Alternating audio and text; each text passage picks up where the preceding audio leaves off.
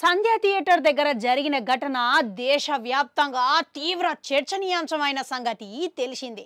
అయితే ఈ నేపథ్యంలో తెలంగాణ గవర్నమెంట్ ఇక మన పరిశ్రమ అన్నట్టుగా ఒక్కసారి ఈ వ్యవహారం గరం ముచ్చట్లెక్క మారింది. ఇదే నేపథ్యంలో ఇప్పుడు తెలంగాణ ముఖ్యమంత్రి రేవంత్ రెడ్డి ఇట్లా ఒక్కసారిగా పరిశ్రమ మీద గరమైందన్నమాట. ఇక ఎవరైనా ప్రాణాలు పోతే పరిశ్రమ వాళ్ళని ఉపేక్షించేదే లేదని హెచ్చరించారు అన్నమాట.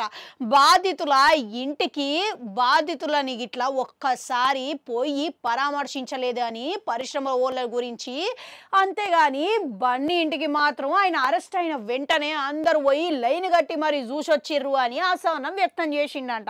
ఇక సైన్మా విషయాలల్లో అనుమతుల గురించి కానీ టికెట్ ధరల పెంపు విషయాల గురించి కానీ మన ప్రభుత్వం గురించి తగ్గేదేలే అన్నట్లుగా ఒక సూచన ఇట్లా అందించారు.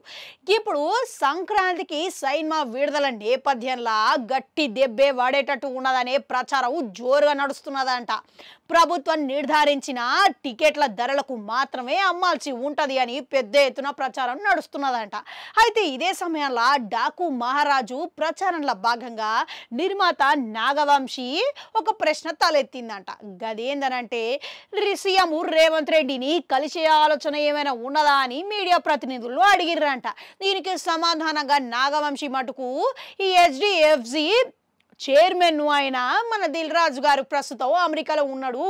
ఇక ఆయన సైన్మానే ముందుగా విడుదలకు ఉన్నది గేమ్ చేంజరు. ఒకవేళ ఆయన సైన్మాకు రేట్లు పెరిగితే మాకు ఇట్లా రేట్లు పెరిగినట్లే అని అన్నాడంట.